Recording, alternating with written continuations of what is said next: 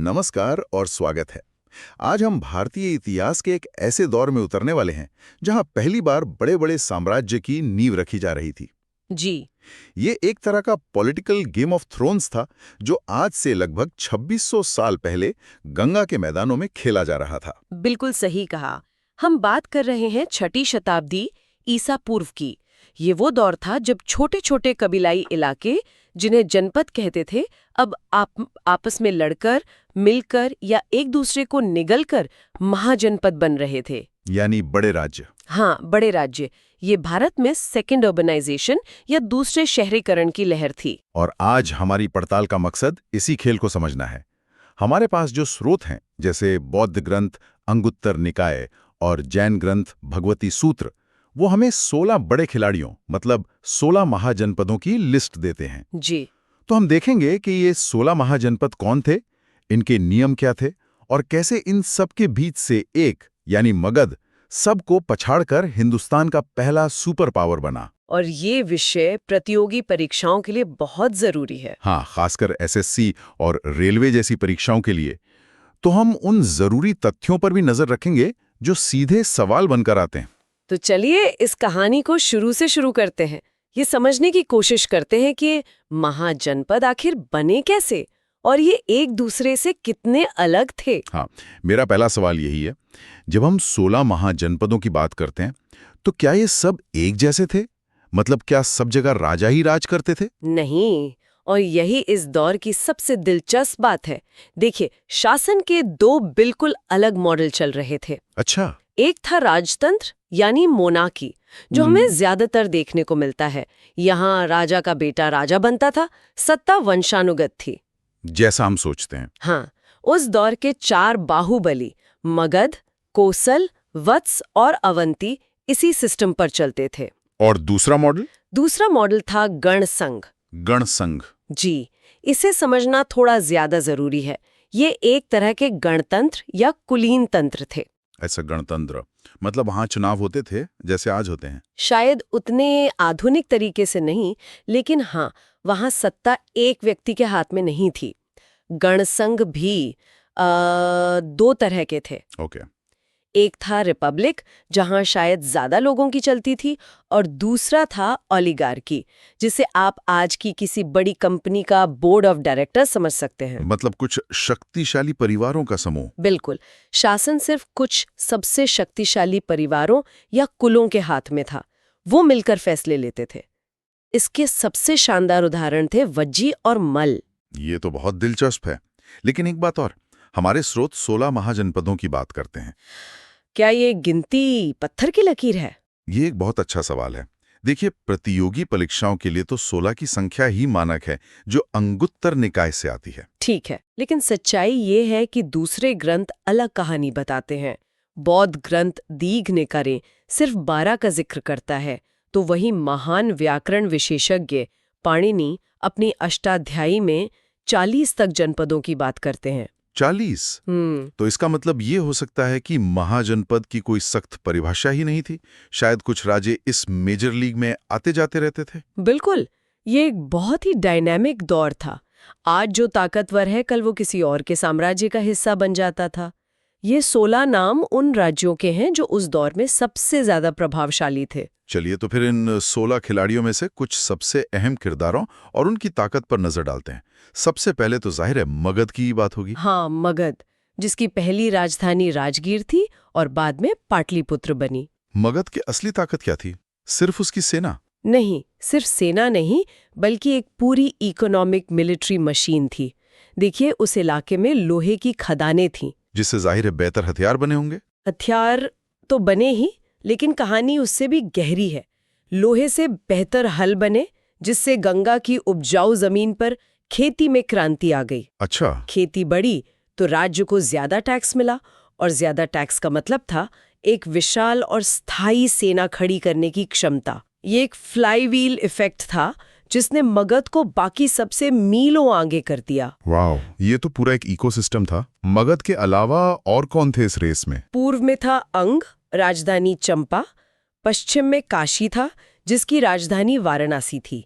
काशी उस जमाने का आप कह सकते हैं मैनचेस्टर था। अच्छा अपने सूती कपड़ों के लिए दुनिया भर में मशहूर। अच्छा।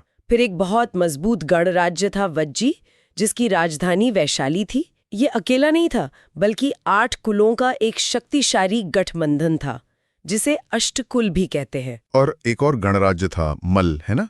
उसका क्या महत्व है? थी ये भी एक गणराज्य था, लेकिन इसका ऐतिहासिक महत्व इसलिए बहुत ज्यादा है क्योंकि भगवान बुद्ध का महापरिनिर्वाण कुशिनारा में ही हुआ था। ये तथ्य तो अक्सर परीक्षाओं में पूछा जाता है। जी, बहुत बार। और मगध का सबसे बड़ा दुश्मन कौन था? हर हीरो का एक विलन होता है। इस कहानी का सबसे बड़ा प्रतिद्वंदी था अवंती। इसकी राजधानी उज्जैन और महिष्मती थी। यहाँ का राजा प्रद्योत बहुत ही ताकतवर और महत्वाकांक्षी था। मगध और अवंती के बीच की दुश्मनी उस दौर की सबसे बड़ी जियोपॉलिटिकल राइवलरी थी। इन सब में कोई ऐसा भी था जो भौगोलिक रूप से बिल्कुल अलग थलग हो? एक था, और ये इतना महत्वपूर्ण है कि इसे नोट कर लेना चाहिए। बताइए। वो था अश्मक, राजधानी पोताली। ये दक्षिण भारत का एकमात्र महाजनपद था जो गोदावरी नदी के किनारे बसा था। कमाल है। मतलब ये नेटवर्क कितना फैला हुआ था, उत्तर में हिमालय से लेकर दक्षिण में गोदावरी तक। जी। और उत्तर पश्चिम का क्या, जो आज पाकिस्तान अफगानिस्तान का इलाका है? वहाँ 2 बड़े नाम थे। एक था गांधार, जिसकी राजधानी थी तक्षशिला। तक्षशिला उस दौर का हार्वर्ड या ऑक्सफोर्ड था, दुनिया का सबसे प्रसिद्ध विश्वविद्यालय। अच्छा। और दूसरा था कंबोज, जो किसी और चीज के लिए नहीं बल्कि अपने बेहतरीन घोड़ों के लिए मशहूर था। उस जमाने में अच्छे घोड़े किसी आधुनिक टैंक से कम नहीं थे। हाँ, तो इस 16 खिलाड़ियों के मैदान में कहानी का फोकस मगध पर आ जाता है। मगध के उत्कर्ष की इस कहानी का पहला अध्याय कहाँ से शुरू होता है? अगर हम पुराणों को माने तो शुरुआत बृहद्रथ वंश से होती है, जिसके राजा जरासंध का जिक्र महाभारत में भी है। लेकिन अगर हम ऐतिहासिक सबूतों की बात करें तो असली खेल शुरू होता है हर्यक वंश के साथ, लगभग 544 ईसा पूर्व में। हर्यक वंश से एक और नाम से भी जाना जाता है ना? कुछ ज्यादा अच्छा नाम नहीं है वो? हाँ, इसे पितृहंता वंश भी कहते हैं, यानी पिता की हत्या करने वाला वंश। जी। और ये नाम इसे इसलिए मिला क्योंकि इस वंश के कई राजाओं ने अपने पिता को मारकर ही राजगद्दी हासिल की थी। तो इस वंश की शुरुआत किसने की? इसकी शुरुआत की बिंबिसार ने। वो एक बहुत ही चतुर शासक था। उसने समझा कि साम्राज्य बढ़ाने के सिर्फ 2 ही रास्ते हैं, या तो सीधी लड़ाई या फिर कूटनीति। उसने दोनों का इस्तेमाल किया। कैसे? एक तरफ उसने अपने पड़ोसी राज्य अंग पर हमला करके उसे जीत लिया और मगध में मिला लिया। ये थी हार्ड पावर। और दूसरी तरफ? दूसरी तरफ उसने उस दौर के बड़े राजघरानों कोसल, वैशाली और मद्र में शादी करके शक्तिशाली राजनैतिक गठबंधन बनाए। ये थी उसकी सॉफ्ट पावर। अच्छा। बिंबिसार बुद्ध और महावीर दोनों का समकालीन और संरक्षक भी था। तो बिंबिसार ने मगध को एक मजबूत शुरुआत दी, लेकिन पितृहंता वंश का टैग कैसे लगा? वो टैग लगाया उसके ही बेटे अजातशत्रु ने। लगभग 492 ईसा पूर्व में अजातशत्रु ने अपने पिता बिंबिसार की हत्या कर दी और खुद राजा बन बैठा। तो यहीं से हिंसा का वो चक्र शुरू हुआ। अजातशत्रु ने सत्ता तो पाली, लेकिन क्या वो उसे संभाल पाया? वो सिर्फ संभाल नहीं पाया, बल्कि उसने मगध को और भी ज्यादा ताकतवर बनाया। उसने कोसल और अपने ननिहाल वैशाली के खिलाफ भी लंबा युद्ध छेड़ा और दोनों को जीत लिया। अच्छा। और यहाँ ये जानना बहुत दिलचस्प है और परीक्षाओं के लिए भी जरूरी है कि वैशाली के युद्ध में उसने 2 बिल्कुल नए और घातक हथियारों का इस्तेमाल किया। नए हथियार उस जमाने में? हाँ, एक था रथ मूसल। ये एक ऐसा रथ था जिसमें गदा और ब्लेड लगे होते थे और वो दुश्मन सेना को काटता हुआ निकल जाता था। अरे वाह। और दूसरा था महाशिला कंटक, जो बड़े बड़े पत्थर फेंकने वाली एक मशीन थी। अगर आपने बाहुबली फिल्म देखी है तो उसमें जो पत्थर फेंकने वाले यंत्र दिखाए गए हैं, ये कुछ वैसा ही था। ये तो उस दौर के हिसाब से मिलिट्री टेक्नोलॉजी में एक बहुत बड़ा लीप था। बिल्कुल। अजातशत्रु के ही शासनकाल में एक और बड़ी घटना हुई। भगवान बुद्ध का निधन हुआ और उनकी शिक्षाओं को संकलित करने के लिए पहली बौद्ध संगीति का आयोजन राजगीर में अजातशत्रु के संरक्षण में ही किया गया। अजातशत्रु ने तो अपने पिता की हत्या करके और नए हथियार बनाकर एक नया स्टैंडर्ड सेट कर दिया था। लेकिन इतिहास हमें बताता है कि हिंसा का चक्र अक्सर घूमकर वापस आता है। तो क्या उसके बेटे ने इसी परंपरा को आगे बढ़ाया? दुर्भाग्य से हाँ, उसके बेटे उदयन ने भी वही किया जो उसके पिता ने किया था। उसने भी हत्या की। जी, उसने अजातशत्रु की हत्या की और गद्दी पर बैठ गया। लेकिन उदयन को इतिहास एक और बहुत बड़े काम के लिए याद रखता है। वो क्या था? उसने गंगा और सोन नदी के संगम पर एक नए शहर की नींव रखी, पाटलिपुत्र, और अपनी राजधानी को राजगीर की पहाड़ियों से निकालकर इस नए शहर में ले आया। ये एक मास्टर स्ट्रोक था। बिल्कुल। पाटलिपुत्र उस जमाने का सिंगापुर था, एक ऐसा स्ट्रेटेजिक पोर्ट जो नदियों के सारे ट्रेड रूट को कंट्रोल करता था। जिसने इस शहर को कंट्रोल किया, उसने पूरे इलाके की अर्थव्यवस्था को कंट्रोल किया। तो हर्यक वंश के पतन के बाद इस मजबूत नींव पर अगली इमारत किसने बनाई? अगला वंश था शिशुनाग वंश। इसका संस्थापक शिशुनाग था, जो हर्यक वंश का ही एक मंत्री था।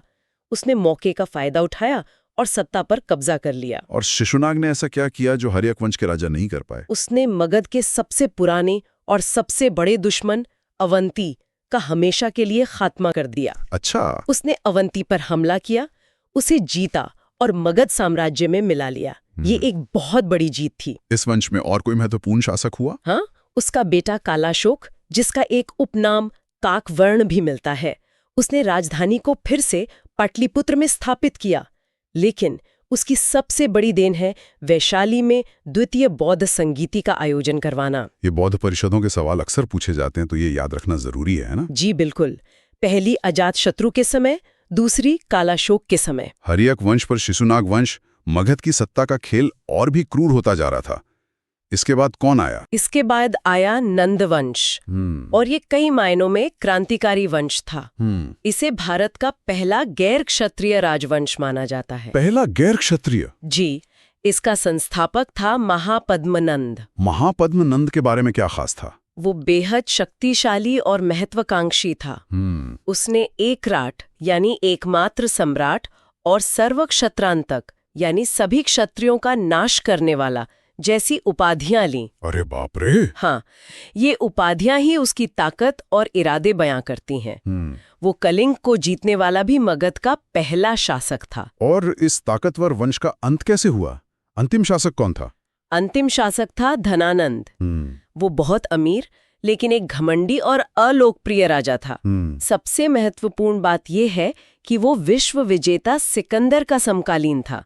यूनानी इतिहासकार उसका जिक्र एग्रोमेज या क्सैंड्रोमेज नाम से करते हैं। और सिकंदर के जिक्र के साथ ही हम कहानी के एक बहुत ही रोमांचक मोड़ पर आ गए हैं। जब सिकंदर भारत आया तो उसका सामना किससे हुआ? जब सिकंदर ने 326 ईसा पूर्व में भारत पर हमला किया तो उसका सीधा सामना मगध से नहीं हुआ।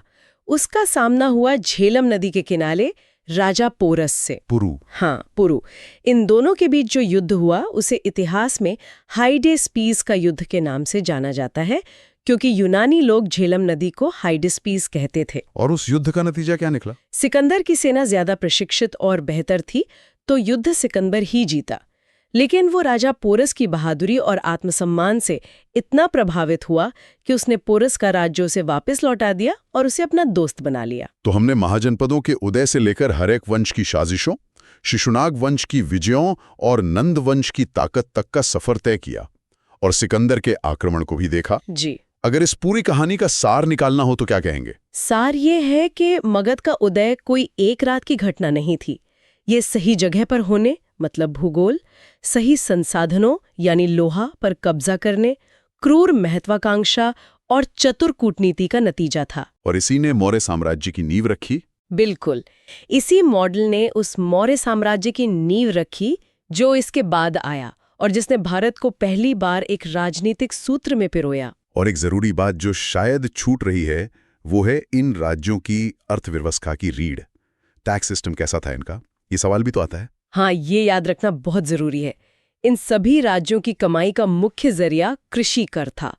राज्य किसानों की उपज का 1/6 हिस्सा टैक्स के रूप में लेता था। 1/6? जी, 1/6। और इसे भाग या बलि कहा जाता था। यही भाग था जो इन राजाओं की विशाल सेनाओं और आलीशान महलों का खर्च उठाता था। और अंत में श्रोताओं के लिए एक विचार। यूनानी स्रोत बताते हैं कि सिकंदर की सेना ने व्यास नदी से आगे बढ़ने से इनकार कर दिया था। हाँ। एक कारण तो ये था कि सैनिक थक चुके थे, लेकिन एक बड़ा डर धनानंद की विशाल सेना का भी था। कहा जाता है कि उसके पास 2 लाख पैदल सैनिक और 3,000 से ज्यादा युद्ध हाथी थे। एक बहुत बड़ी सेना थी। तो ये सोचने पे मजबूर करता है कि अगर वो युद्ध सच में होता, अगर सिकंदर की मैसेडोनियन फैलांक्स का सामना मगध के हाथियों से होता, तो दुनिया और भारत का इतिहास आज कैसा दिखता।